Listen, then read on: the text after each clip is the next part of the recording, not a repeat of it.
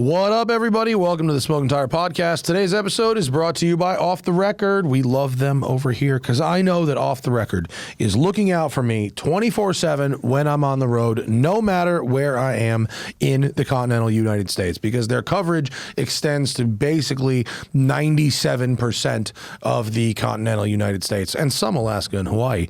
Off the Record is a service that connects you with a qualified attorney to fight any ticket you might got, no matter where you are, right? So you get a ticket near home, maybe you have somebody, but what if you're in a different state? You don't want to go back there and deal with the court system on your own. That's why Off the Record is here. All you have to do is go to offtherecord.com/TST. That's offtherecord.com/TST. Then you're going to upload a photo of the ticket, some information about what happened, your version of events, so to speak, and Off the Record will fight that ticket on your behalf all the way to the Supreme Court, if need be. And most of the time, they get her done over there. And their goal is to get those points off your record. You don't want points on your record because it could affect your insurance, could affect potentially your employment, a variety of other things. So offtherecord.com/TST for 10% off all legal services. They are out there looking out for you. All right, folks. On this episode, Zach and I review the Acura Integra Type S. Spoiler alert, we like it very much. I find a new option that enters the field in our competition to find the best towing option for our potentially free trailer. And we talk a little more about our thoughts on AI in the YouTube space to clarify some things from last week's show. Plus, can you or should you unshitbox a 20-year-old Subaru? It's the Smoking Tire Podcast. Let's go. Hi. This is a show. Hello? This is our show. Hello? Hello? The American Broadcast System. Hello. From the land of fatty meat dreams.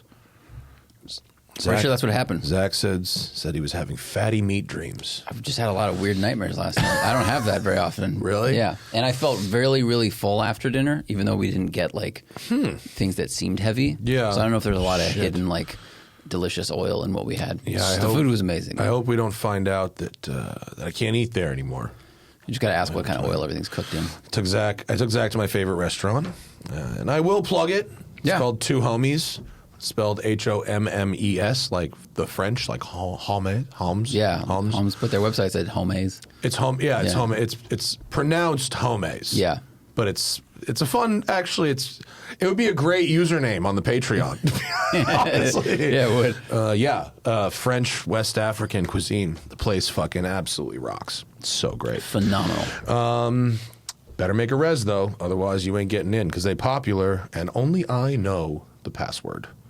Which doesn't get me. Doesn't exist yet. It doesn't exist. You're trying. I'm trying to make a password happen for the locals. Mm-hmm. I hate that shit. When when a place is a little local place and it gets popular, I don't hate it because of that. You want these folks to succeed. Sure. But you just, God damn it, now Right. I can't get a res to my favorite spot. You were a fan when they were in the garage. We were there. Just let me get fucking... If you keep going for, years, I think they usually, that's how you end up with like the seat at the bar. Well, no, for sure. But like this place has no phone booking system whatsoever. That's why there can't be a password. You can't call them. You have to use one of the apps and shit. And there's no... As far as I know, somebody somewhere. It's also a really small restaurant. If you work at Resi, 7 tables. It is very small. But if you work at Resi and you are aware of a backdoor way to have a local's password for like better reses at those restaurants, like let's fucking go. Yeah. They also don't want to skip you past other people because the optics would be bad. Because it's a very small restaurant and, Yeah. No, yeah. But come on. Just across, not just this restaurant, across the board. Respect the elders. Respect your longtime customers. You need a punch card to show how long you've been going. That's what I'm saying. That's the local's password. Yeah. But anyway, fortunately Zach woke up from the V Dreams. Yeah, and I rode a Vespa through the rain this morning because I had a doctor's appointment in Beverly Hills, and I had to check in at 6:30 a.m., which it was 48 degrees, which is like not objectively that cold, but when you're getting on a motorcycle, getting out of bed and getting on a motorcycle, that's in LA, cold. that's cold. That's cold. Our bodies think that's cold. It is cold. Yeah. So I wore long underwear, and it was all right. And I was like, I hope they don't make me like run on a treadmill for this test because I'll be very sweaty in this long underwear. But a little wet. But I have to give back the Vespa 310 today. I've had it I've had the Vespa 310 for 2 months. You can buy one? Yes, definitely. 100% am I buying one. Fortunately, I think I'll be able to pay for more than 60% of it by selling the one I have. Oh, nice. Yeah. You know what I mean? Like money in, money out. The one I have has retained its value like super well. I could probably sell it on Instagram in a day. Yeah. You know, and I probably will, to be honest with you, because it's if I never rode this new one, the 310, there would be absolutely nothing wrong with keeping mine forever. Sure. It's just that now I've had a taste. Right, that's the problem. That's how they get you. I've had a little taste. So I'll do a review of the Vespa 310 in the next. Isn't that basically how show. Dealership loaners work? Like your car's broken and they go, well, while you're here, take this new one around. In theory, yeah. Which is great until the new one is the same one you've got, but with ADAS. Or if you bring in your Alpha Quad and they give you a Stelvio, you're this is not the same. Yeah.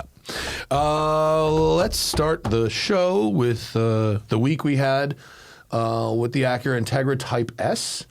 Not our first Type S. This is the second go round with the Type S, and this car. What was I driving right before it? Ineos? Yeah, right. I think the Ineos. I think it was. Yeah. And also the Ineos, and then before that, the Corvette E-Ray and the GT3 RS, which are, both very techy solutions. I mean, the GT3 RS is an NA engine, but like with all the settings and all this aero and shit. And the Acura is just a simple and well executed car that like engages like basically everything that people who like cars ask for in a car is present in this car. Like good inputs, lightweight, responsive, good shifter, comfortable seats, like an easy to use multimedia system, not like too much like screens in your face. I mean, there are two screens, but the gauge cluster screen remains pretty much just a black digital screen. I mean, Acura says it weighs 3,000 pounds. Yeah, it does. It feels like it doesn't weigh anything, and it's a big, comfortable car. Yeah. It has a big trunk with the hatchback in this one. I would love if they had an optional rear wiper. In the rain, a lot of rain collects on the rear windshield when it's just parked overnight. It's nearly flat. And if you don't get up to highway speeds, the air doesn't blow it off. So, like, I'd like a wiper. But Hannah's like, Matt, like almost no sedans come with rear wipers. I was like, that's true. It's a good Absolutely point. correct. Yeah. And also, I really like the price. $53,000 as it sits, which again, not nothing, but considering like how many different boxes this thing's checked and how few affordable sports cars are left on the market, like I drove this thing for 5 minutes and I was like, oh yeah, I remember why this was at Performance Car of the Year last year. Like, this is great. It's such a good do-everything car. It's a little, what is it, $6,000 more than a Civic Type R, MSRP-wise. Yeah. But I remember, was the stereos like Elios or something? ELS. Like, ELS. Yeah. It's like one of the best stereos I've heard in any price point in the last 3 years. Fantastic. Yeah, the stereo is really good, and you get the lumbar support key makes a really big difference. But from the Civic Type R to this rides a little better for every day. Yeah, I think this looks better than the Civic Type R. It's just me, not for everybody. I think they're both. I actually really like the front of the new Civic. I think they're both really good looking. But I think the lumbar in this is good, but the bolsters in the Civic Type R are amazing. Like if you're going to drive quick, this is a little bit, soft in how it holds you. Yeah. It's a little bit open. If I could combine the two, or honestly just put like an air bladder or thing in the Civic Type R seat, that would be one of the best seats ever. But you probably could do that. I mean, aftermarket. I wish it came with it. It should, because it's a great seat. Yeah. But this is such Same a with good Mustang seats. do-everything vehicle. The Civic seats and the Mustang seats are two seats that are like really missing that adjustable lumbar. And if they could find an affordable way to do it, those seats could be like perfect. But they're like sevens because of that.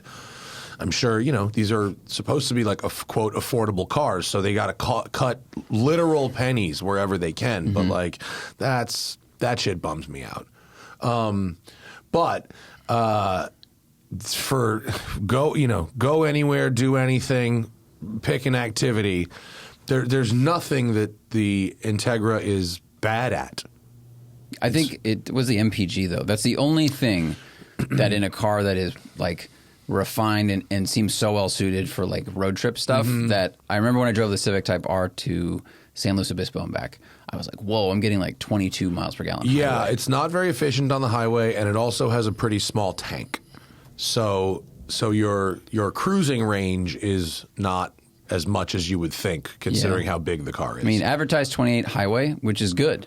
So if you can achieve that, but is that for this or for the Civic? That's for this. I also wouldn't be shocked if I were to learn, and I don't know the numbers on this, if the Civic, because of that wing, gets worse highway fuel economy than this car does. Yeah, that's a great point. This may be more aerodynamic for highway, and the Civic may be more suitable for handling it and have a little bit of a higher limit, and that wing might make some drag. That's a good call, because the Car and Driver achieved 31 miles per gallon at 75 miles per hour. So they in the Integra? Oh, so they actually beat advertised. So there you go. I mean, that means the strong Civic car. also may, if you were driving a press car in Southern California, which I imagine you were, it may have had fucking Cup 2s on it. Oh, yeah. Which this this has PS4Ss, which there's probably a mile or two per gallon in that tire. That's a sticky tire. That's a good point. Yeah. So the combination of sticky tire, wing, probably means this is a better highway car than which I buy that. If I had a long, even though it's a stick, the clutch is so light and the shifter's so easy that I wasn't tired of driving it in traffic or anything. Yeah, and then you can go run it at the track. I mean, this is such a good do everything. It's a rare thing these days. And my only criticism of the track, and I've got a lot of track time in this thing, is if you're an advanced driver, it's a great beginner intermediate car. And if you're an advanced driver, you can have fun in it, but you're gonna get to the limit of the car in your first couple sessions if you're an advanced driver, and it probably won't challenge you. Like, you can find other challenges in driving, but the car, even if you go full off, it's still such a manageable thing that if you're an advanced driver, you go, okay, I get this. After a couple sessions, and you won't be like, I'm going to take this to the track every weekend, but and then you could throw mods at it, but then would you change the character of the car? Then it's much? Down the rabbit hole, and and you've still got a front wheel drive car. There's making it go fast. There's a reason that no front wheel drive cars have more than 325, 350 horsepower. It just stops being useful. Unless you guys start adding flings. Full-time attack. Yeah, but it's just such diminishing return. You start throwing all this money at stuff. And, I'd leave this alone, wouldn't you? Yeah, unless if the warranty expired and I still had it, and there was downpipe tune that would get me another 60 reliable horsepower, I would do that. Sure, just to have it. to rejuvenate my interest in the acceleration, to have it. But otherwise, I wouldn't touch anything at all. Yeah, this is I don't know, Japan's M3 kind of. I think it's the nicest driving front wheel drive car I've ever driven. I mean, if all things considered, maybe I'd have to go drive it again, but maybe my R53 John Cooper Works Mini. That was my previous, and the Fiesta ST, but the Fiesta ST is so small. It's the Mini also. Yeah. I think the Mini is more exciting. Yeah. But I think this is nicer, if that's the word we're going for, is definitely this. Yeah. More well-rounded. I mean, I think it'd be this versus, Mark 7 GTI. That would be maybe what I'd compare it to. For a minute, the best handling front-wheel drive car ever was the Acura CL Type S. Remember that car? Oh, yeah. I wanted one of those bad in '05. They were the shit. Yeah. The 6-speed and that blue, those Yes. were the fucking jam. The second gen CL, you couldn't get them. I tried to get one, and I literally could not get one. And that's how I ended up buying the Audi S4, because I could get an S4 and I couldn't get a fucking Acura. The couple times I've tried to buy Honda products, I couldn't get them. In high school, I had the money for a Prelude. That was my first choice. Oh, yeah. Couldn't get it. 6-month wait to get a Prelude. Wow. But the Subaru Legacy GT was on the lot. And so I got that. Man, that's a bummer. I mean, those are such good-looking cars. Could have been a Honda guy this whole time. Is this? It was I was a year early on the Civic SIs. The Civic SI didn't come out until a year later, so I couldn't have got one of them. Folks, got to take a break because support is coming in from HelloFresh. I am going to get back on that HelloFresh this spring because nothing hits like home cooking, and HelloFresh makes it easy to do more of it this year with recipes that feel good and that taste delicious night after night. I love to cook, but what I don't love is deciding what to cook. It takes up too much of my brain space, and then I find something that I like, but it's like it needs a marinade overnight or it needs some other thing that's like takes 6 hours. And so what's great about HelloFresh is I know that their recipes don't take very long to make. They just don't. We're busy. We get home from work. We don't want to do it. We do want to do some cooking. So HelloFresh has over 100 recipes each week, including stuff from around the world, meals that help you beat the winter blues. They wrote that.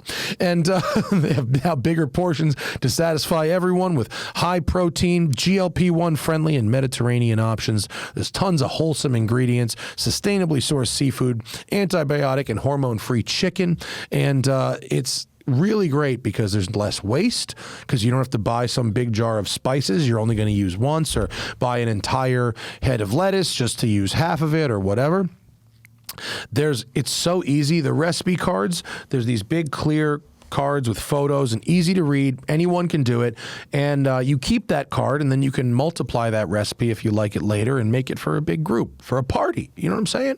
So if you like to cook, you want to cook, and you want to cook tasty food, but you don't have time to always search for new stuff, and you don't want to waste any food that you're not going to make, HelloFresh is it. That's where it's at. So go to HelloFresh.com/SmokingTire10FM to get 10 free meals plus a free Zwilling knife, $144 value on your third box. Offer valid while supplies last. Free meals applied as discount on first box. New subscribers only. Varies by plan. Do it again. HelloFresh.com/SmokingTire10FM. SmokingTire10FM. You got that? Now, back to the show. Dude, these were, and I drove one. These were the shit. They drove great. I think they brought one. I think Acura when they launched the new TLX. Yeah, they did a big drive at Angeles Crest. They, like when they do the Generations thing, the Heritage thing. So they had the Integra Type R, which was amazing. Yeah, and then they had one of these. Yeah, and it was like, why is this so comfortable, but also handles pretty well? Dude, and scroll really down. Fun. These were great. You have more photos? Does it say the skid pad number on there on the car and driver test results? Does it have it? Quarter 14.7 in the quarter. It doesn't have handling. No. In the full test, they had handling. But this thing was a dual overhead cam V6, 260 horsepower, 232 pound-feet of torque, and it weighed high 3400s. The thing scooted. 6-speed manual. You get 28, 29 miles a gallon on the highway with this thing. And the interior layout, the seats, and the dash and shit of these were dope. They looked great. 260 horsepower in 2003 was a lot. It's a bunch. You're getting close to like STI, Evo horsepower, and those at the time were like, oh my God, this is the fastest sedan in the world. Well, and this was a V6. This would have been smooth. Mm-hmm. Yeah. This is the Acura 3.2 was an awesome engine. They put that shit in everything. Mm-hmm. Frank's Red Hot of V6 engines. Yeah, I love those. But dude, I am absolutely shocked I don't see more Integra Type S's on the street. People need to be buying these things. These are fabulous cars. My only gripe with it, and I have not asked Andrew about it, is I don't remember the last one we drove was a 24, right? 2024 car. Yeah. Okay, probably. This is a 2026. The only difference I can tell is that the ADAS comes back on every restart in this car. And that is a no bueno, because it definitely did not do that in the previous generations of cars. Definitely is a hard word, but like, I never experienced any kind of ADAS interventions in those cars once I turned it off one time. I'm trying to find it, a news on whether it was updated or changed. Yeah, this particular car, which I got the car with less than 500 miles on the odometer, is a 2026 model year car. Every restart, the ADAS comes back on, and that's not like, so like, if you're shopping for one of these, if you could find yourself a leftover 25, I might strongly consider that versus the 26. I wonder, because what else did they change? Do you know? Nothing, as far as I know. Is this color new? I don't know if I'd seen this silver before, so it might be a new color. But like, that's they it. got some new colors, minor factor tweaks, Yeah. and some tech updates. Tech updates. That's what figure that what means. yeah. Tech update. Buried in tech updates is ADAS that comes on every fucking time you restart this car. Infotainment upgrade. I mean, it seems like, according to Road and Track, that like nothing about the car fundamentally changed. Like, they didn't get new dampers or a whole new suspension design or it drives anything. exactly the same as the last one, and some small tweaks. Yeah, but this is one of them. So that's a bummer. You hate to see it. The ADAS is coming for us, dude. You hate to see it. 2026. All of these, all these guys. You know what would be great for the world? What if? Dictator Farah. Here we go. What if, when I run for president, what if you could convince all these fucking coal rolling diesel tuners to instead pivot their businesses to ADAS, to remove ADAS defeat tunes? I think that would bring so much more liability to them. No, dude, you would own. Think about it. You'd own the libs so hard.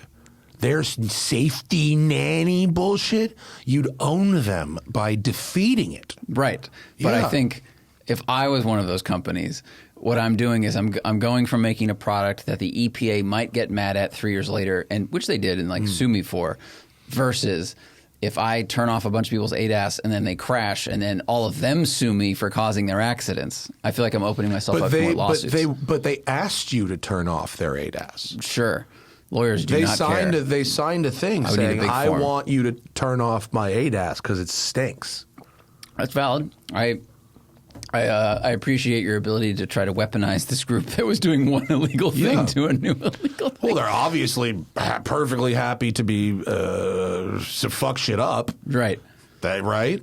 And obviously the main goal of those businesses is to own the libs. It's not to make horsepower, right? Gail Banks told us that, right? Sure. So if we're not making horsepower, we're just owning the libs. So here's a new way you can own the libs. I wish I knew more. I know, because some people, when we asked for advice on towing rigs, a lot of folks were saying to turn off things like cylinder deactivation or some of these diesel functions because they hurt the life of the engine. Excuse me. But then other companies are out there just trying to make power blow smoke and be assholes. Yeah. I've heard the cylinder deactivation can hurt the life of the engine argument before. Okay. But that's long distance. That's like folks who are towing, 600. Those are like pros. I don't know. Maybe. I don't know how early it was hurting. Like the LS engines were doing it, and they had a big problem. The GM had a big recall. But I don't know if it was affecting them beyond 100,000 miles or if it was above 40,000 miles or what.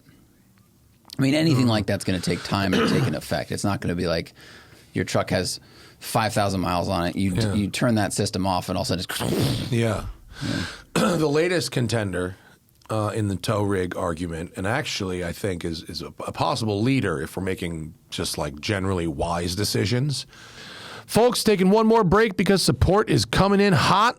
actually more like ice cold in shaken with AG1, because motivation comes and goes, but habits show up even when you don't feel like it. And AG1 is the easiest habit you can start now to support consistency even when your motivation isn't perfect, right? Because most supplements overcomplicate things. Lots of pills, weird timing. A doctor just told me I just had to take one of my pills at night instead of in the morning. I said, listen, doc, if you want me to take it at all, it's happening in the morning. I'm not good at taking pills at night. AG1, I like it in the morning also. I take everything in morning, everything important, right? Night is for fun. Morning is for important things. AG1 simplifies your nutrition with multivitamins, pre and probiotics, superfoods, and antioxidants all in one scoop. It's a daily reset that brings foundational nutrition no matter what your schedule throws at you, whether it's a weekend trip, a late night, or just these start-stop routines that come with winter. It's the opposite of complexity. 20 seconds, one scoop, a cup of water, done. First thing on those cozy winter mornings before your coffee, before checking your phone, it'll anchor everything else. And you don't need to like change your entire diet, make a huge change, whatever. Just the AG1 will get you going in the right direction each day. AG1 has over 50,000 verified 5-star reviews and comes with a 90-day money-back guarantee. For a limited time only, go to drinkag1.com/tire to get a free AG1 flavor sampler, an AGZ sampler to try all the flavors, plus free vitamin D3 and K2 and AG1 Welcome Kit with your first AG1 subscription order. Limited time offer, only available while supplies last. Drinkag1.com/tire. Drinkag1.com/tire. You're going to get all those flavors. And I'm going to tell you, you're going to end up in two places, berry and tropical. That's really what it's all about. I've tried all the flavors. Those are by far my favorite. They got the original. They got the citrus. Berry and tropical, they crush. I really like a tropical in the morning. Berry's a little more, desserty. And so, yeah. drinkag1.com/tire. drinkag1.com/tire to get that free AG1 sampler, AGZ sampler to try all the flavors, plus free vitamin D3 and K2 and the AG1 Welcome Kit with your first AG1 subscription order. That's a lot going on, but supplies won't last long. drinkag1.com/tire. drinkag1.com/tire. And now, back to the show. The Lexus GX550, which is a thing I'm not in love with. I have no emotional attachment to it. Can tow 9,000 pounds and has adjustable self-leveling air suspension. Did you know that? No, but I do know we definitely want self-leveling suspension. Yeah. No, all three of our choices do have it, but like it sort of splits the difference. It's like 75 grand, 80 grand. It's a lot of money, but it's a lot cheaper than a Cayenne. Wow. And it's like, is that unlike, those are the wheels? Those look like fucking Lorenzer. Those That's where we're at these days. That is the Pimp My Ride is fucking set of wheels on there. That's crazy on a Lexus GX, dude. If you had a time machine and you want to make a lot of money the hard way, you could just bring modern wheels back to 2000 and just sell them. That's crazy, that one. So two of the trims, there's like the base trim, and then there's the luxury trim, the premium, which is base, and then luxury, and then the Overtrail. The luxury can tow 7,800 pounds. The other two trims can tow 9,000. Yeah, 9,000. So the Overtrail is more expensive than the premium, but like Hannah likes boxy shit. True. The Overtrail starts $8 grand more. Yeah. You get a whole bunch of off-roady shit I will not use. Right. So maybe you go premium. Yeah, maybe we save the money and go premium. But that's actually a pretty good option. I mean, it looks cool. I don't hate it. What engine is this thing again? This is the twin turbo 6. Oh, okay. Yeah, but it's got enough power, and it has the self-leveling suspension. It has some knobs for things. It is fundamentally a very nice vehicle. Although when I drove it, on the highway, we had the Overtrail, and I didn't love how it rode.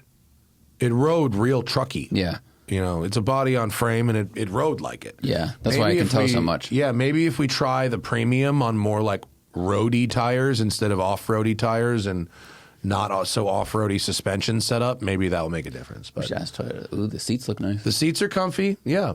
No, so it's not something I'm passionate about, but it does check all the boxes. I mean, no one's passionate about a Lexus, really. No, but like an I would LC. rather own the Cayenne hybrid. Yeah. But it's just a lot more expensive. Or I have to get a used one with 25 or 30,000 miles on it. Whereas, look, this photo is towing a fucking boat. Not much squat in the back there. Okay. So, you know, that's a pretty tough choice. That's a strong towing capability. Yeah. No, it was more. I was very surprised when I saw that number. So that's all right. Okay, so that's our leaderboard. You and your dad can have his and his Lexi? Oh, with his He's got TX? the different one, yeah. Yeah. I wonder what that can tow. Probably not much at all. That's just, I don't think that's set up for it. The TX 500H. 5,000 pounds. Oh. Okay. Not bad. I mean, for like, you could tow a little boat. Little side-by-side, boat. A little something, which is probably all you. That car is more like, you know, it's more of a luxury car than a utility car. It's more just like a tall luxury car. It's got captain's chairs and shit. Yeah. Oh yeah, I wanted to I got a few different interesting emails, few different opinions about the AI and YouTube discussions with Johnny. A couple people called me an idiot for saying that where I like to say, I said YouTube was in the toilet, and they wanted to correct me that YouTube is actually making record amounts of money. Well, yeah, the YouTube of the business, which is not what I was trying to say. Absolutely massive. Which is not what I was trying to say about YouTube. Even. It's absolutely not what I was saying at all about YouTube. And someone else, you know, had a good point that I didn't get around to mentioning, and they were like about AI, you know, about my AI skepticism, and they said, you know, one way that AI, another way that AI is a theft, is like, think about recipe websites. Like, think about someone who starts a website that's based on advertising, like all other websites, and they put time and energy into doing recipes. Sure. And like, they make the food, they take the photos, they write the thing, they have to write all those SEO, You gotta write 600 all that page SEO essay at the top. bullshit to get people to find it. Yeah. And all that work they put in just for whatever, pick your LLM, to scrape the data, put it in a search result, and now the person who did it, they don't even get, all they wanted was a click. Yeah, that's a good point. That's all they wanted was a fucking click. And now, and maybe if you like how it was presented, a follow or a bookmark or whatever, like, you know, or you take a peek at an ad, don't even click at it. Just have it appear on your screen briefly. Like, the standards of what people want from a viewer on a website are so low. Take a look. Use the knowledge I have here that the LLMs just scrape it right off of that. Yeah. And effectively just bypass these small, overwhelmingly pretty small businesses, or maybe medium-sized businesses, or even a large business, a big media company like fucking Hearst or something, you know, put into creating that content. It's gone. It's just, they don't get just the basic thing that they want, which is just the click. Right. Yeah. Now, if you search, like, you know, best brisket recipe, it goes, here you go. Like, here's the top rated one online. Sure. But doesn't give the click to the person who made the recipe. Yeah. Yeah. Or, you know, or from in our business, what were the lap times from Performance Car of the Year 2025? Oh, sure. You know what I mean? Like, if you search for that, you'd get the story. You'd click on the story. I hope. Well, but nowadays with, like, now you get a summary, a Google yeah. AI summary, and now you won't click anymore. And so the company that spent, who knows, $100,000, whatever it cost. So you would have to click. So we just searched it, and yeah, the summary is very small, so you'd have to click Road and Track's link. Just try Performance Car of the Year instead of the acronym. Oh. Nice. So nice. the AI, so my example doesn't work. I'm sorry that my example doesn't work. The AI summary sucks, and you do have to. Or Road and Track has a good fortress. Or if you use ChatGPT or if you use a different LLM, maybe you'll get a different answer. I don't exactly know. I'm sorry that my real-time test didn't quite work. But with recipes, it absolutely fucking does. And then there's probably a lot of other examples. And there's examples of fucking AI that helps. Medicine. Sure. So, you saw I sent you the video, but other people had as well, which was like... Oh, the Star Wars thing. You're going to use it to cure cancer, right? And it just stares, and then it just cuts back to Natalie Portman with like huge AI boobs. It's and it is the perfect summary of what AI is doing. It's like, hey, we need all these resources. Oh, to help us? No. To steal everything, patrol everybody, and that's about it. Yeah. Yeah. We'll give them a little taste. We'll make porn really realistic. And you won't have to dig through the actual search results in Google to find stuff. We'll just summarize it at the top. Will it be right? Not really fucking sure. Will you double check? Absolutely not. Probably not. Yeah, it is powerful for some things, but I mean, if you want a recipe, just search online, and then because then you can see the pictures and you can see what people are saying about it. Because that's what you don't get with ChatGPT food. It's just going to say, trust me, this is the best one. A couple of people told me that I was an idiot for saying YouTube was in the toilet and then used examples of people who were doing very well on YouTube. Examples like Jake and Logan Paul, who are perhaps the worst humans ever. Yeah. A couple of people said I don't know anything about YouTube. I don't know if we're making the wrong videos. If you don't get to complain about your revenue and your traffic being down. If you're not willing to do the things that get good traffic. And I say, that's the point. We know what gets good traffic, and it's cringy as fuck. We were told by fucking Kevin what gets good traffic, and that's not good for the fucking world. I think what was great about YouTube, and still is to some degree, is you can make whatever kind of content you want. Right. Patton Oswalt said this, like, make the art you want to make, the audience will find you, because there's someone else out there that has a similar brain. But what's tough about that is the black box in between your audience finding you. Yeah, because the algorithm... And look, there is content that will attract eyeballs because it knows how to game like our lizard brain and show you lots of colors, lots of cuts, all these things. And it might not be as informative as video A over here, but your brain is going to be drawn to it, and YouTube's going to feed that to you. And you're no longer allowed to leverage your other media spaces to promote this thing. Oh, the link. So if you make a YouTube video and you try to go to your Instagram audience and say, I've made a YouTube video, you should check it out, that post gets fucking pushed down because none of the platforms want you to leave the platform.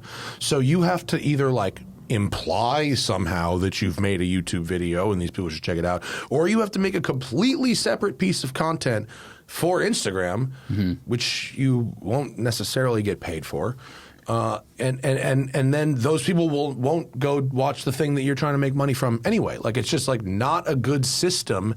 For years, when you tell people build up your social media audiences and you can use that to promote the thing that actually makes you money, except now they've just cut all that off and they go, no. Now you have to create individual pieces of content for all of this different shit because we're not going to let you cross-promote anymore. So, like, that's why I think it's shitty. Yeah. Because, like, now, it's not shitty if you call yourself, like, a creator. And you're just like an ambiguous content creator and you're willing to make videos about whatever, or you're just vlogging, or you're doing skits, or you're doing pranks, or you're doing whatever. You're just like for lack of a better word, like a fucking Jake Paul or Logan Paul. Like, other than Jake Paul is like a boxer now, right? But like, I don't know what the other guys fucking, what they do, like what's in their videos. Like, and okay, I'm like an old guy, but like it's not like you can go like, well, what are his videos about? Like kind of like everything and nothing, right? He's like a vlogger, glorified, right? Like that's what I guess I haven't paid attention since he went to this forest. Well, which I should mark because YouTube's going to flag me for saying that word. For saying now. the word? Yeah. Okay. Well, but I mean, point being, like, if you're an automotive journalist or a certain type of journalist and not just sort of an ambiguous creator personality, then it makes it much harder for you to spread your work in that way because you have to somehow you can't now use the traditional methods of telling people that you have a new thing. You have to like grab them from within YouTube's own ecosystem using the same exact method that like people that'll just fucking do whatever to get a view are using. I think it's a bunch of things because humans get bored.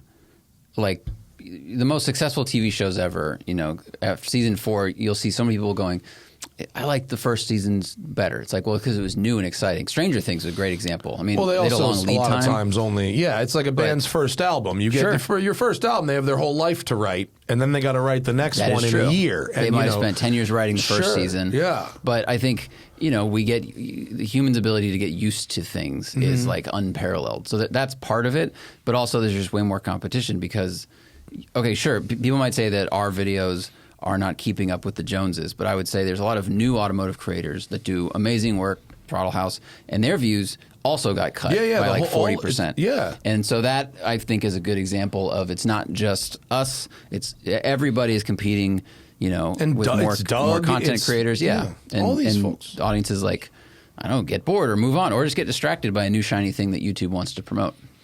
And in my experience, they know because they have all the data how hard they can squeeze an older content creator who's been committed for a long time, and they know how they need to get a new content creator hooked with good numbers and good revenue in the beginning so that they go, yes, this is my career. They know if you've been invested for 10 or 15 years putting out videos, you're probably not just going to cut bait. You're probably going to keep making videos even if they give you less than they used to. You're in. You've been in. Yeah. I don't know if our CPM is different than a new creator's. Like if it's not necessarily CPM. It could be visibility. There's like four things that need to be multiplied together to end up with some dollars at the end. Yeah. They can pull the strings on 3 of them. Yeah, that's true. So and they're not going to tell us which ones they are. And I'm not necessarily like boo-hooing. There's no like constitutional right to make YouTube videos. There's no universal basic income of YouTube videos. Like all I'm saying is like why I think it's shitty now. But you're making them on YouTube. Like, yeah, because where else would you do this? Yeah. Like, it was great in the beginning. Like, so many things on the internet, it did open the door. Yes, but like so many things, like fucking Stranger Things, it changes. It changes and turns shitty because people fucking, get greedy or move the thing or are trying to achieve different goals that are the goal for us is allowing the people who want to find us in a fucking straightforward way. And the black box is like making that much harder. That's true. Okay. Can you make that bigger, please? Yeah. Let's go to the Patreon. Patreon.com/The Smoking Tire Podcast is where you join in on the fun for a low monthly fee. You can watch the live stream, get the show early, get extra show, ask us questions for the show, and get access to exclusive merch drops and collabs, such as the upcoming Notice Canyon in Frozen Berry Metallic, which is going to be amazing. If you have purchased all 5 of the previous Notice Canyons, I will guarantee you an allocation. Send me an email, just like I did last time. And then snap your fingers and all the people disappear. Mm-hmm. It's like Thanos. Yeah. Oh, dude, by the way, you know what happened? My carbon fiber wedding ring cracked. Whoa. Yeah. I was like, oh, that's a sharp thing, and I went, oh, that's why they don't use it for planes. I can just pull that off. So I had to order up a new one, and I ordered a backup. It went up by $20 in the last 5 years. That's pretty good. Yeah. Wow. It was $159 and $179 now. I'm shocked at the size of the inflation. That's great. How little it was. Yes. Yeah. So I got a new glow-in-the-dark carbon fiber wedding ring on the way. But I feel kind of naked without it. You know what I mean? Front-wheel drive NSX says, what would it take to get CARB to be more open-minded towards car culture? I feel like policing a minority of the population when bunker oil exists is a waste. I mean, I'm kind of with you, to say why I don't like when we say, why are we looking at this and not looking at this? Because the problem with bunker oil is it's like international waters, like it's that kind of thing. Like most ships aren't allowed to burn bunker oil in like Los Angeles, for instance. They have to either have a dual power mode and burn like hydrogen or natural gas or some other kind of non-bunker oil thing when they're within a certain distance of the city. But I don't know what international law can do or plans to do to curb fucking bunker oil. I totally agree with you that it seemed like maybe with the quote Leno's law, there was on the way to a little bit of sanity. But CARB's perspective is probably well, why should we give you an exemption so you can just have fun in a car? Well, and they're probably going, why in their eyes, they don't want to sacrifice the health of the majority for the enjoyment of the minority, right? Yeah. I think that's probably fundamentally it. Yeah. They show favoritism towards the kind of people that have the disposable enough income to buy, extra non-CARB compliant cars. I don't think CARB really gives a fuck about making it easier to drive 20 to 30-year-old cars that were those transitional emissions type cars, 80s, like my Countach, which has never and will never pass smog. I do believe there should be either based on mileage or whatever exemptions for vehicles of cultural and historic interest. I'm okay getting historic tags or whatever and applying and having an extra hurdle so you could have that car registered in California and it won't pass smog, but you're only driving it a certain amount and whatever. And I think what just happened this week is an example of, the slippery slope. It was the EPA is no longer going to regulate some of the emissions from cars. Yeah. But it was and also factories and all these other things. So people, if you're a politician and you get CARB to agree to just give permission to a certain group of cars, well, then your next opponent can go, oh, I thought you were about cleaning up the air. You said that you were, except for this one little thing. I mean, it's just the domino effect is terrible. Yeah. Yeah, it's the kind of thing where when you're a gearhead, you go, why don't they do this? And then when you're the politician, you go, well, come on, asshole. Of course. It's flip side of California, you gotta make it work. Yeah. But lots of people do. I mean, lots of people do.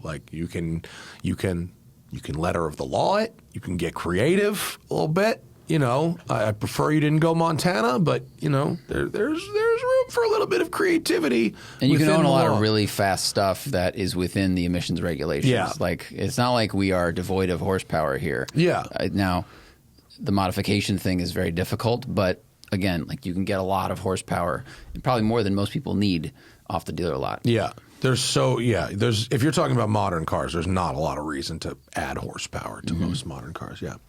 AAA is on the way. Are there any rear-wheel drive sedans with a Miata ethos, or are they all heavy pigs, respectively? A Miata ethos. I mean, that's tough because, if you want a sedan, you just nobody wants the minimalist, non-insulated, sedan. People want a certain amount of baseline refinement when you're buying a four-door car, right? Yeah. Because the Miata's goal is to be enjoyable to drive spiritedly. Yeah. So they can aim everything at that. But a sedan, the goal is to carry 4 to 5 people in comfort probably across a pretty significant distance. Yeah, and when you're talking about like a rear drive sedan, most companies that are bothering to make rear wheel drive sedans in the last 15 or 20 years are doing it for sort of like high performance reasons, but they're also luxury cars. Yep. True. And so people that want a high performance sedan don't typically want to hear the gravel through the footwells or to hear wind noise or the kind of things that are like part of a Miata charm. I think this is what we had a lot of options in the 90s. I mean, Camisa's got that famous post of like 33 sports cars that were available, a lot of 2+2s. And now I think you have to go hot hatch. If you want a four-door car in the spirit of the Miata, front-wheel drive hatches that's your market. And I know it's not the same. Integra is about as close as you're going to find. Or I think you could go GR Corolla or Focus RS or Fiesta ST back in the day or GTI. Like, it's light. It's aimed at the young person who wants to have fun driving. But just I think the packaging, the cost, and all that stuff of a rear-wheel drive car, they always go up market. The closest I could think of in a modern car would be that Giulia TI. Four-cylinder. I heard those were fun. They're not bad. Yeah, they're all right. I mean, that's about as close as I think you'll get in a modern car. Yeah. Yeah. Speaking of AAA, so this weekend I went and sold a firearm to a gentleman legally. For anybody listening, the guy's a tow truck driver, and he comes outside with me afterwards, and he sees my car, and he's like, "Oh, nice BMW." He goes, "I tow a lot of these," and I started laughing. And he told me a story. I'll tell it very quickly. He's like, "Yeah, just this guy the other night, his brakes stopped working." He's like, he was driving, engine made a huge sound, brakes stopped working, and he had to slam it into the barrier to stop. Oh, wow. And I was like, why didn't he pull the e-brake? And the guy goes, he didn't have one. It was like a project car with no back seats, roll bar. Like, this guy had built a race car. So if you build a race car that you drive on the street, keep your e-brake. Keep the fucking handbrake. Yeah. Yeah. Oh, it sucks. Yeah. Yamaha BB. Have you been to Mount Panorama? I have not. No. That would be cool. Yeah. Sterling likes to go fast. My parents want to buy a certified pre-owned Lexus LC500. Certified, but a red flag that stuck out is that according to the Carfax, it's had 2 alignments and 5 sets of tires in 45,000 miles. Is that anything to be concerned about? I asked the dealer, and they said it's normal. 2 alignments and 5 sets of tires in 5 years and 45,000 miles. Look, I don't think that's that abnormal. I mean, I think maybe they're going through tires quick, but like, if you've got that's a set of tires every 9,000 miles. Yeah. I mean, look, maybe that person drives spiritedly.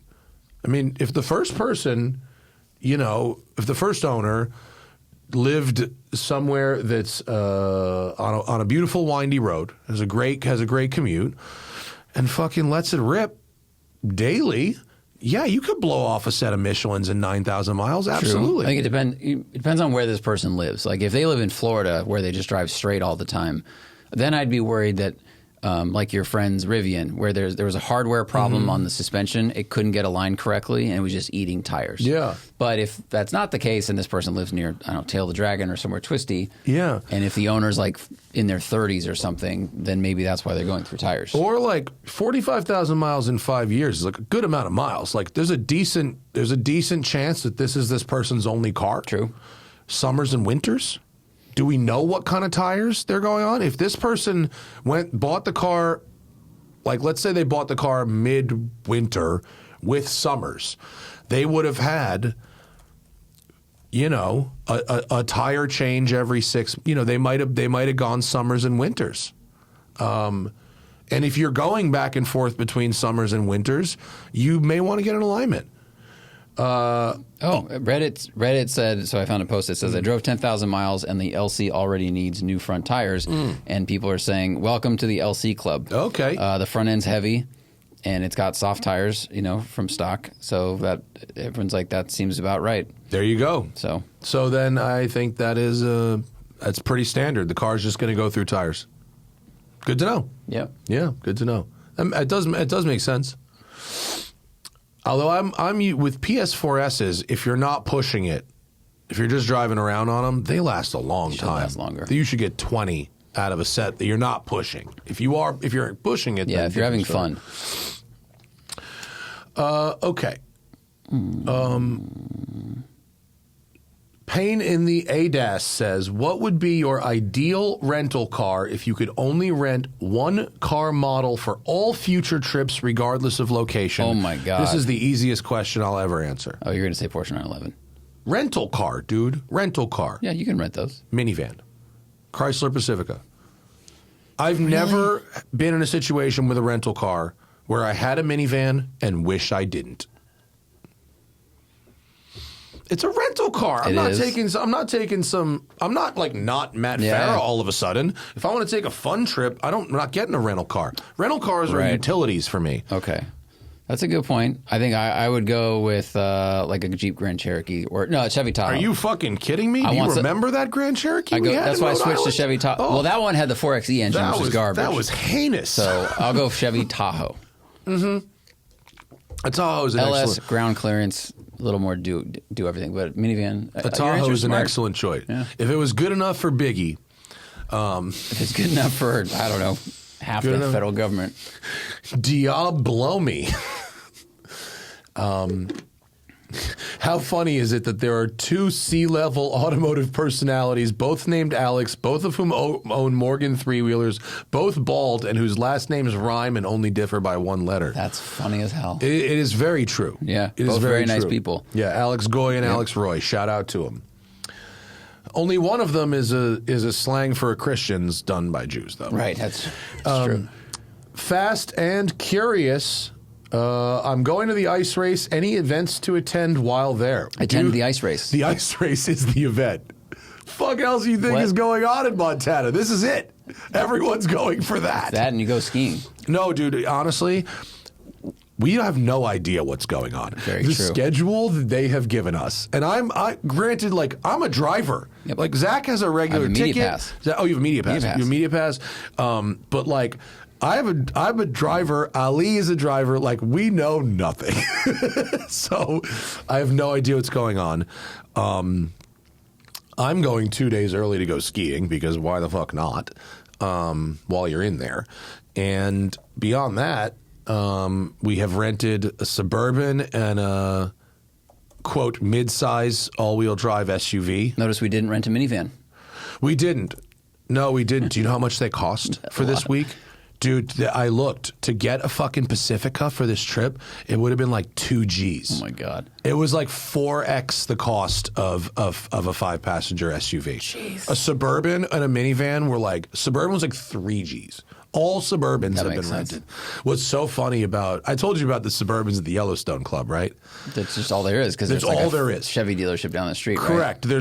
There are no other dealers out there, and so all these fucking billionaires. And also, once you're in the Yellowstone Club, nobody shows off anymore. There's no like nice watches or nice clothes or any of that shit because you're there. Like, who are you showing off to? So like everybody just rolls the same like silver, black, or white Suburban. They're just like that one. Yeah. You know, and so, but same with the rentals. That's all there is, but they're so expensive. Queer shifting gears. Why does Ford suck at colors? I just saw molten magenta in person, and it looks gorgeous. Reminds me of a more metallic Ruby Star, but photos online. Took a photo and it looks red. Photos online and look red. Pull it up. Can we get a photo of it? So Ford, I have a theory about Ford's colors. Oh, this color. Yeah. So this is very much like a frozen berry or a cassis red in that you need the right light. It's all about the light. Yeah, it's a little bit deeper than cassis red. It's really nice. I happen to think it's very cool, but I just meant it's in terms of it doesn't look like cassis red, but it in terms of how light affects it. Its different angles look different Definitely. colors. I mean, just look at this picture, this front 3/4 for people listening. If the part that's in shade looks purple, and the part that's lit up looks like Mazda red with a dash of purple in it. Yeah. Just a slightly more purpley Mazda red. So, yeah, it transforms a lot depending on how the light's hitting it. I really like this color. Ford. So my theory on Ford colors is every year they offer one color that costs way more than they sell it for. And I've usually, in the past, when I've bought Fords, have usually bought that color. It was the original orange on the Raptor, the nitrous blue on the Focus RS, whatever the fuck the silver was on my Mach-E was amazing. Yeah, that like liquid silver was awesome. This is definitely one of those colors. They had a green on the updated Mach-E that was amazing. The deep British green and with they used it on the Bronco. It. It's called like Explosion Green. Or something like that. Yeah.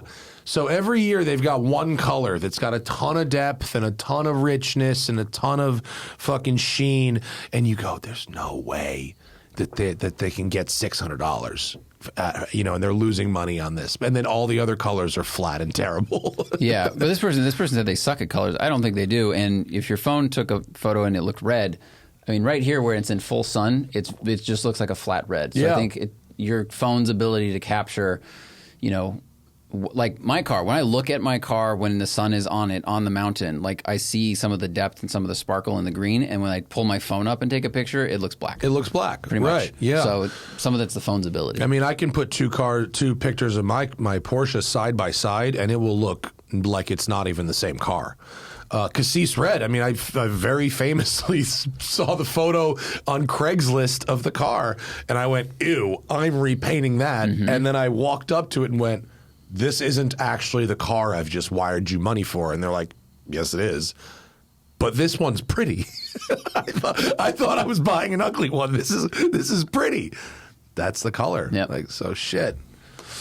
I blow horns. Why do so many of the new boutique hypercar companies insist on using single-clutch automatic transmissions? There's a consensus that they're the worst type of auto to develop. They're the worst type of auto, yet almost all of them insist on using them. Easy. They're the only gearboxes that can really hold that kind of power reliably, and the people buying these cars, by and large, don't want to drive stick. Yeah. Either they don't know how, or they don't want to. Yeah. When we were with SSC, they were like, I mean, that thing's making, 850 pound-feet of torque? Like some ungodly number. It's making 1,200 horsepower. It's the SSC? Yeah. I think it was more than that. So basically, I think it was like 1,700 horsepower and like 1,200 torque or something. So you said there was no dual clutch that they could buy that could hold over 800 pound-feet of torque. Companies are working on it, of course. And maybe Bugatti's got one, and that's it. They've got theirs, and it's theirs. Yeah. But I think that's why. Zinger has solved this problem. The solution, it doesn't have to be go dual clutch. Zinger solved the problem by putting a motor generator flywheel paired with a single clutch gearbox, the same single clutch gearbox these other guys are using, and it feels like a dual clutch. Yep. They just solved it that way. So very creative for them. Yeah.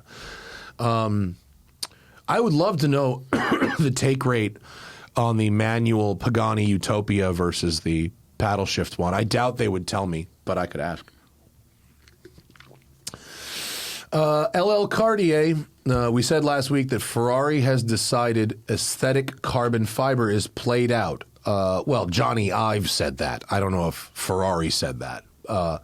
I thought this for the last 5 years. I think having carbon fiber accents is trashier than having camo accents. Is that? Well, I wouldn't go that far. Yeah, they're both bad. Nothing is trashier than camo. Because you're not hiding the vehicle. No, I there is a way to use naked carbon fiber in a way that looks cool, but they don't always do that. Sometimes it can look plasticky. Sometimes they overdo it. Sometimes if you've got, like, for instance, if you have like a bright colored Porsche Spyder RS that has all the carbon like shit on it, it's kind of a mess. Where if you get that stuff just body color painted, it looks beautiful. Corvettes, the E-Ray that I drove on the road trip recently with all the body color painted stuff, that's fabulous. It looks great. So like selective application, you know. And I think two things, like overdoing the interior kind of turned me off a lot when it's like the vents and everything have carbon on it. Just too much. And then it's so expensive. When the cost of carbon came down a lot, this stuff used to be prohibitively expensive, hard to get. Now on eBay, you can get a carbon anything for any car. So you go, oh, well, the market's saturated and it's no longer special. So what can Ferrari do to differentiate themselves from John with a 2015 Civic that has full carbon on the inside is like they go away from it and then they do something else. Yeah. I mean, I think it's very smart of Ferrari to go, look, we're going to put 10 kilograms of luxury back into the interior. We'll find it somewhere else. We'll take it out somewhere else. Mm-hmm. I think that's wise at this point mm-hmm. because like the ones we drive, when it's like interior carbon kit, mm-hmm. Saves an ounce, and it's $12,000, and you're like, what? You know what I liked it in the 458 we borrowed from what's her face? Oh, from Gunther. From Gunther Works, that, yeah. Like the gear selector mm-hmm. like knob that stuck out of the center was a cool looking piece of carbon fiber with one piece molded. But then if like that I thought was rad. But if you covered the little vents and all those controls and like little buttons in carbon, it just looks tacky. A little bit. Yeah. Selective. Mm-hmm. There's Speed Holes Clapman says, I know unshitboxing is a crazy task, but I have an 06 WRX wagon Sure. I'm planning to do some work to. I can't find anything better in that rally wagon formula. I know sound deadening, a radio with CarPlay and seats, but what else would you consider or recommend doing? It's not a daily. Anytime I see an 06 wagon, I still want one. I just think they look rad. Well, I'm a fan. So like, what do you recommend doing is a weird question, because I wouldn't recommend doing any of this. Okay. But like, that's just me. I get where you're coming from in terms of how they look. Like, yeah, they look nice. But like, I mean, Jesus. Well, I think I'm actually confused. This person says it's not a daily, but you want to add sound deadening. So that's going to add a lot of weight. Now, maybe sound deadening technology has changed a lot. I know there was like lightweight foam you could spray in that was much better than the Dynamat. Yeah. Dynamat's really heavy. So if it's not a daily, why do you want to deaden the sound? Or is it just like it's a fun weekend car? Well, and also like what other work would I like? I'm not sure what to recommend. Like if you're putting in sound deadening, I'm not an exhaust, I guess, right? Like we're not trying to improve your performance at that point. You're trying to make it more luxurious, right? So or do you offset one with the other? If you add weight from sound deadening, do you also need to add 50 horsepower to kind of keep the car make it feel quicker? I mean, I'd probably put a new headliner in. I'd get, you know what I mean? Like if you're pulling all this shit out, you could buy a new headliner and new carpet. 20-year-old fucking car. Sure. Nasty. Buy new carpet. The carpet itself will be very cheap. Mm-hmm. The headliner itself will be very cheap. It's some labor to do it, but it's not like rocket science. So like if you're going to do it, do it. I would do the custom fabric of some kind. If you're putting new seats in, yeah, you might do while you're something in there. special and interesting. Yeah. But I'm not really sure where else to go with that. Like, I would do modern suspension of some kind. I mean, if this has 20-year-old suspension, technology's changed a lot. You don't have to go crazy expensive rally stuff, but some sort of upgrade will probably feel a lot better. Yeah. Sure.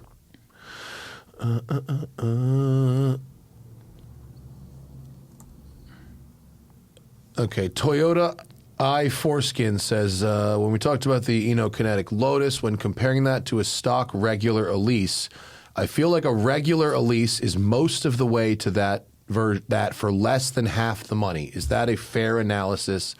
Or are you absolutely getting 60 to 80K more worth of additional driving experience? You're not just getting 60 to 80K of additional driving experience. That's not what he's selling here. You're probably getting 30 of driving experience.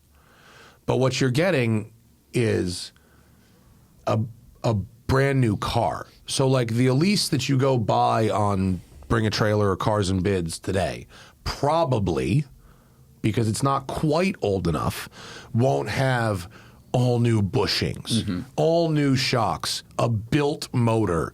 With this, you're not getting just a modded Elise. You're getting a brand new, effectively, Elise. Like, they don't touch the tub, but, like, all the rubber is replaced. Like, I didn't go through the whole list of parts. Like, I went through the parts, like the shocks and the brakes and whatever. But, like, there's a page and a half on the build sheet of new OEM rubber and fittings and bits and fucking stuff.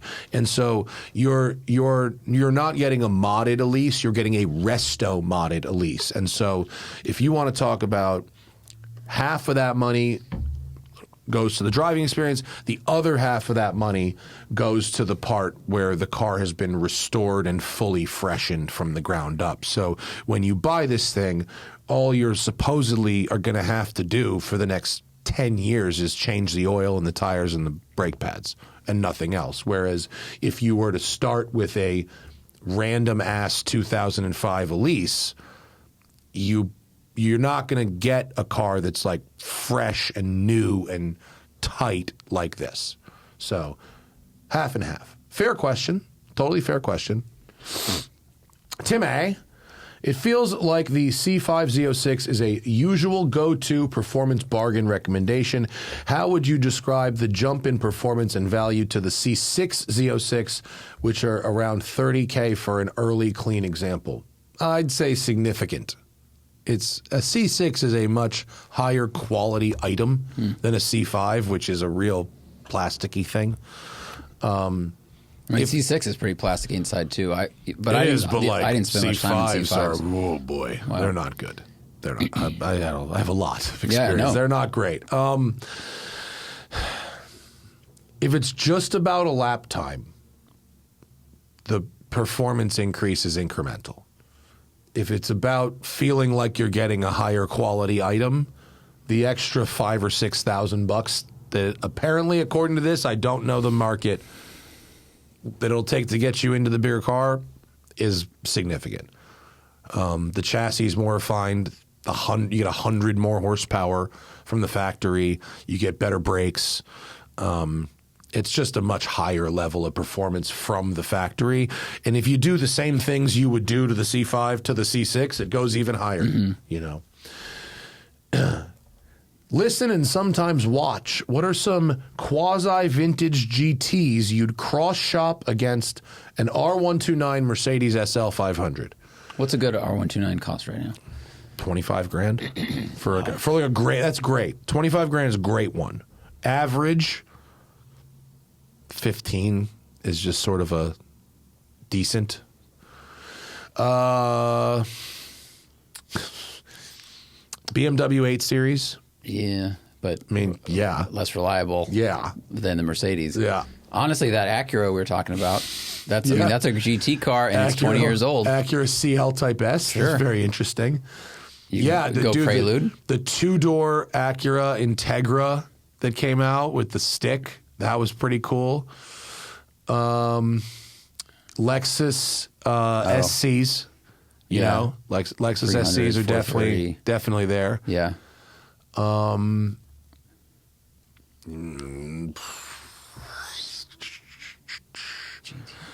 mean, I might consider some Mercedes like the E500 sedan Mercedes, or maybe a Porsche 928. What about like the XKR, like the 175 edition we drove? Oh, Jaguar XKRs. Yeah, those are cool. Yeah. Good choice. I don't know reliability wise, but that car was Those great. are all right. Yeah. The one from like, you know, whatever, 2011, 12, immediately before the F-Type. Those are cool. If you're brave, an XJS. Yeah, really brave. If you're really brave. I mean, you know, you can get a lot of cool Mustang. I mean, it's not going to feel like a Mercedes, but you know, if you're looking at for a convertible that's got some space. What about that Alpha? Was it Monaco? No, orange one we drove. We borrowed it from Montreal. Montreal. Those are six-figure cars. Oh, damn. Yeah, those are six-figure cars. Early, I mean, maybe like early BMW, like a BMW E30, like a 325 convertible, basically would be a good comp. Or you get a 90s 5 Series. I mean, that's a good one. Audience of 135i, I like that. That's good. I'm considering buying a left-hand drive. You mean a right-hand drive Aristo? Any tips or tricks for getting used to driving on the other side of the car? No, there aren't. I mean, it works exactly like you think it works. There's really nothing to it. I mean, make sure you can see.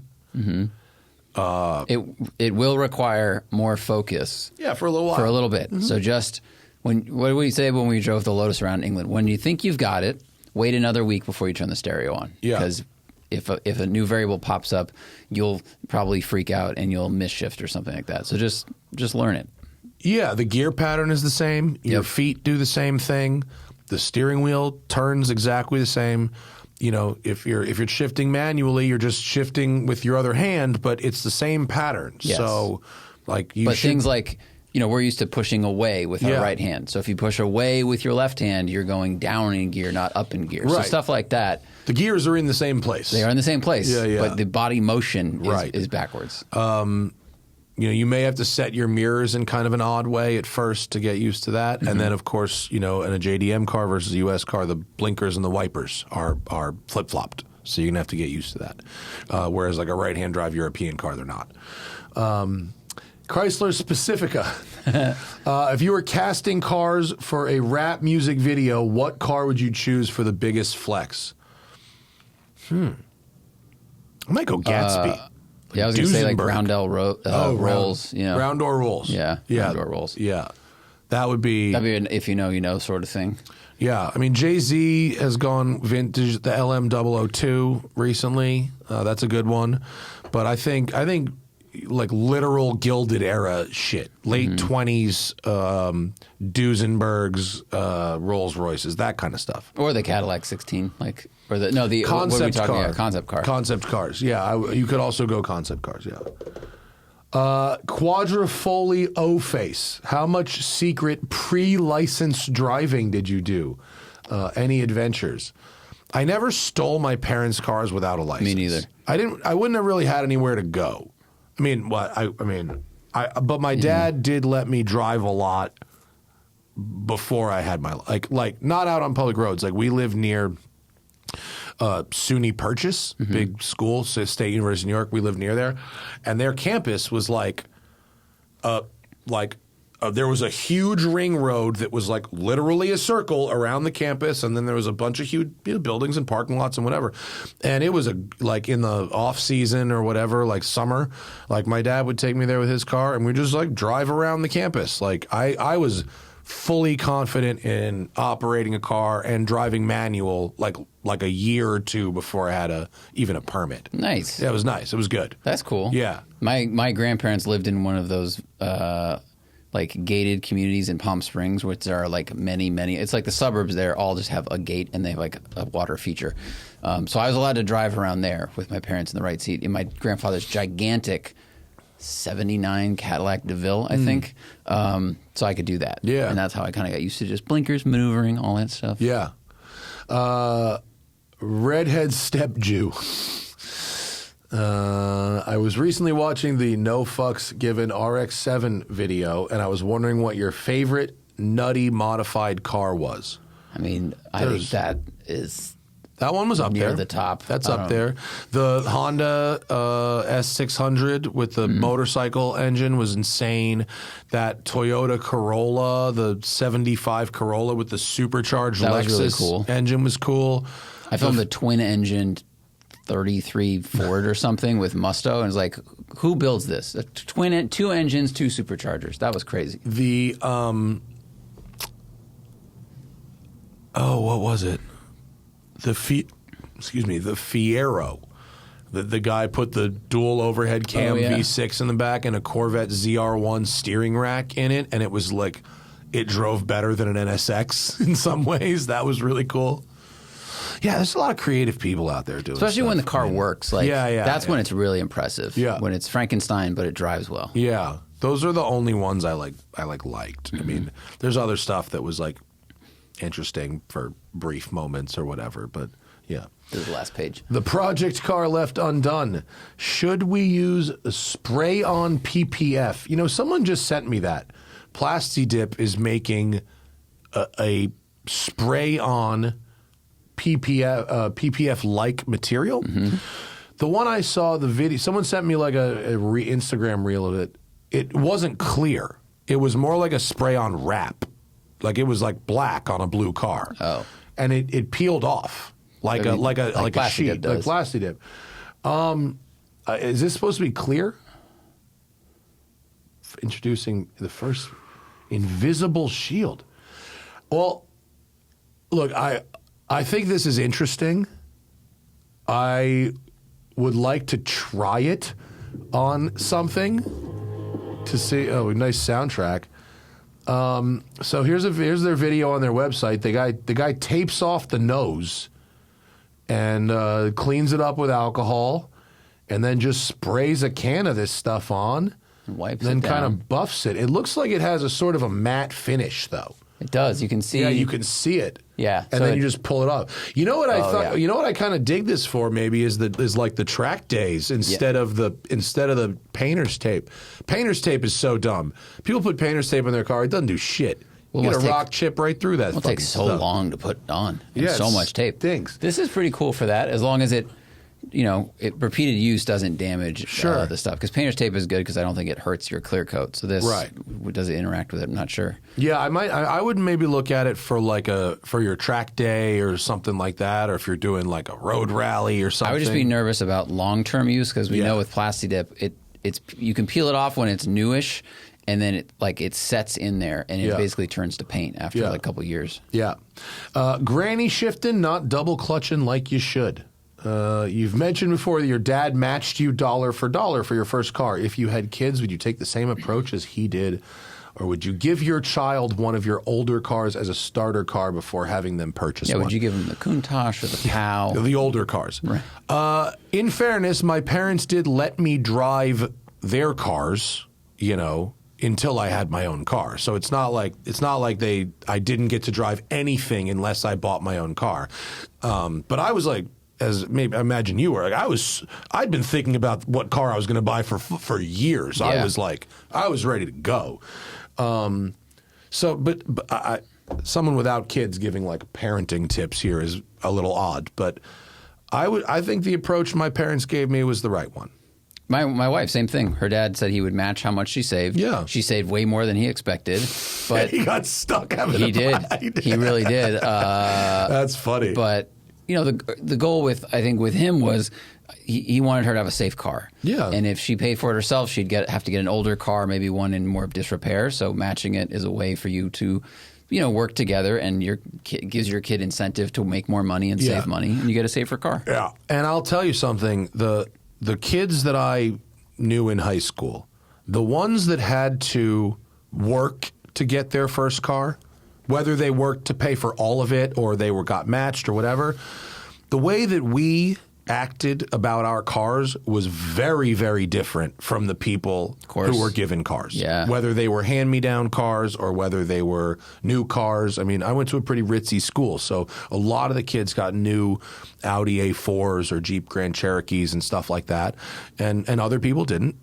And we really treated not just the car, but the responsibility of driving like way differently when we had bought our actual cars. Like, it was a big difference in attitude that I would, if I had a kid, would want that attitude passed on to the kid.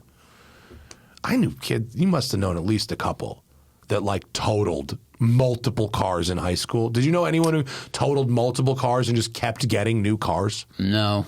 We had a couple of them that would fucking wreck out a 318 and then they'd get a new Grand Cherokee, and they'd wreck out a Grand Cherokee and they'd get an Audi A4. I mean, it was wild. I mean, even like fairly well off me was like, that's nuts. Just crumple them up and throw them away. They're just wrecking these things out and getting new ones. Like, what is going on? And the new ones were always like better. It wasn't like, oh, you couldn't handle his BMW, you get a Corolla. Right. It was like, you can't handle BMWs, you get a Jeep. You can't handle a Jeep, so you get an Audi. Like, they probably were like, oh, the Jeep's not a sporty car. Right. The kids will make anything a sporty car. No, I'll tell you what, a Jeep may not go around corners, but you can jump the fuck out of a Jeep. Yeah. The Jeep is the problem. You can. Oh, man.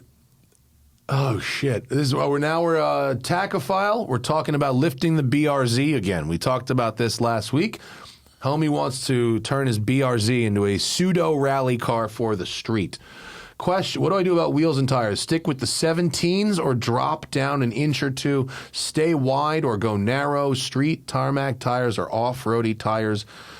I feel like I want to have a dedicated set of gravel tires and a set for tarmac, no different than track and street wheels for my... Yeah, that makes sense. This will be my daily in the Dallas suburbs, by the way. It's rad. This is awesome. It's currently on Coney yellows with OEM springs. And okay, fine. First, if you're going to downsize, you want to make sure that they'll clear your brakes. So you can only downsize like so much. But I would say if you want to improve your ride quality, I would consider going 16s with a little more sidewall. And then having a road tire and a gravel tire would be awesome. You don't need to go skinnies for the gravel. You would go skinnies for like ice. Yeah. But I would say if you can afford 2 sets of wheels and tires, then I think that's the answer. Because if you drive the gravel tires on tarmac a lot, you're going to wear out the tread quicker, and it also it'll have a softer sidewall, which will be nice in the dirt and in the gravel, but you might not want that on the street for cornering and braking. It's going to make the whole thing feel like even softer. So go for 2 of them. But what a fun thing to do. Prayer of the refugee wagon, superb. Thoughts on not running a front plate in states where it is required by law? Dude, that's up to you. Your choice. Right. That is like literally, one, conventional wisdom, of course, says one crime at a time. And while this is not a crime, it's like a 0.25 of a crime. Here's the thing. How dirty are we riding outside of this? Because if you're doing everything else according to the letter of the law, a quarter of a crime at a time is an NBD. No big deal. And I'm pretty sure in California, no front plate ticket's like $50. So it's a crime for poor people. What can I say? It's not a crime if you've got $50. That's shitty, but that's how these work. And so if you're comfortable with the potential punishment and or the fact that running no plate might attract attention from the police that otherwise your car would not. Yeah. There's your thing. In California, if you've seen my Taycan, I have the license plate front, the sticker, which is rad. That's legal, and you don't have to drill your plate, and that's better than running a front plate, and not as it's not as good as no plate, but it's better. It's a good half measure. For sure. Half measure, yeah. Fully legal. Yep. So you could consider that, but morally, I have no qualms about this at all. You pay the cost to be the boss. Looks better, not there. So Zach keeps it clean, keeps it tight. You run a front plate. Yeah, because my bumper was already drilled for it, which is annoying. In hindsight, when I got my car wrapped, I should have bought a new bumper because they're not that expensive. Yeah. I could get the CSL one. Oh well. But I do the tow hitch mount. So they've in 405 Motoring filled in the bumper, so that's not drilled anymore. Yeah. So that looks clean, but I do run front plate because I got tickets for it, I don't know, years ago. I just don't want to worry about it. Yeah. I mean, for a daily driver type car, I would just say run the plate, whatever. For a sports car where it ruins the profile of the front end, roll the dice, whatever. Keep that other plate in the car. Take your ticket like a man. Call off the record's not fighting your no front plate ticket. Yeah, you just There's go. no points on that. I don't know. I don't do it. I'll take the ticket. Thank you very much. P-car photos. You've mentioned using Pelican cases. I'm thinking about getting the 1535 Air. Do you prefer foam padded dividers or Trek pack? That's what we have. What are those? That's what I have. What's the Trek pack? Is It's the divider system that uses those U-shaped pieces of metal. The interlocking bits. I prefer a Trek pack. Although what you have, I have the insert, is actually great. I have Zach has these Trek packs are cool. Mine is a little softer. Yep. I have the full drop-in insert. I'm pretty sure my case is a 1560. It might be a 1510, but I think it's 1560. And I have this full drop-in insert that has some options of moving a few bits around with Velcro, but the Velcro is really strong. So yours is foam covered in cloth, yes. And then the Velcro allows you to move it around. Yeah. And stuff stays in there pretty tight. And then I have the divider, the organizer thing on the inner lid. That's which the is most, so I think, money. one of the most important things because you gain a lot of volume. Yeah. I think the Trek pack, I probably have I probably maximize my volume more than you because these are very thin. They're also really sturdy, but you haven't had any problems with yours. So it depends on the weight of what you're carrying, how much it's going to get dropped around. I mean, these are like infinitely adjustable. I find them to be really handy, but it's not as soft as And if you're what you have. extremely hardcore, you can go to Pelican with all your stuff. You can do it online now. Oh, you can? Yeah, that's what I did for the A7 case. So you can get laser custom foam. You can go on their website. It's really easy to use. And but you're going to have to measure your shit. And you can measure your lenses and all these things. You can tell them what camera you have, and they know the shape of it. And they will laser cut the foam so it fits all your things perfectly. That's the best move. Big tip, though. When you do that, if you enter the numbers yourself, make sure you get the depth right. Because the first time I ordered it, I didn't know that, and everything was cut 1 inch down. I had to order it again. And it was $100. This is a smaller case, but it was $100 for totally custom foam. Pretty rad. Yeah. I haven't used any of the Airs. We use the traditional Pelican cases, and I'm not exactly sure what the difference is to the Air. I think they're both carry-on legal. I think the Air is slightly lighter, but the volume is almost exactly the same. If you get a roller, though, the rollerblade wheel and bearing upgrade I just got, that shit is so clutch. It rolls so smooth and quiet now. Last fun. Koji, does a performance SUV or crossover have a place on the long-distance rallies like the road and track ones or not? So I have no problem with it. People have brought X3Ms. A guy brought a RSQ8. One guy brought a Bentayga once. Someone brought a Macan Turbo once. It doesn't really bother me. I brought a Urus on an Adventure Drives rally when that came out. It doesn't bother me. And it certainly wouldn't bother any of the people at Road and Track that put on these events. These are certainly dynamic cars, and some people are bigger or need a more upright driving position for health reasons or whatever. And so driving while awesome, they have themes for their events. I don't think they would necessarily be down with that with SUVs. You'd have to check because they also have rules about what years ones. it is. Yeah. No, if you wanted to come with a fast SUV on our event, that would be fine. People have done it. Someone brought a Cayenne Turbo GT once. People have done it, and people will continue to do it. Yeah, it's cool. No worries with me. Other events I can't necessarily speak for. I know Rob Ferretti gave me shit when I brought the Urus on Adventure Drives. He really wanted it to be sports cars. And I was like, you want me to come or not? And it turned out for the best, actually, because I ended up driving like almost 3,000 miles, and if I was in a sports car, it wouldn't have been fun. Yeah, Uruses are so great for long trips. Yeah. Long as it's got fucking adaptive cruise, which is not a given in that car at $300,000. Sure. Great questions, folks. Thank you, everybody. Appreciate y'all patrons. Even you guys who talked mad shit. Appreciate you, too. We're going to have to do some more shows because we're going on the ice race next week, huh? So it's going to be a busy week of shows. And we're going to the track on Thursday with the Maserati GT2 Stradale, which they dropped off this morning, and it immediately got rained on. Yeah. So now it's clean. Now it's good again. And we'll talk about the Vespa next show, although the review is I'm buying one, so I'm not sure what else you need to fucking know. That's pretty much as good a review as you're going to get. Thank you again. Love you all. See you later.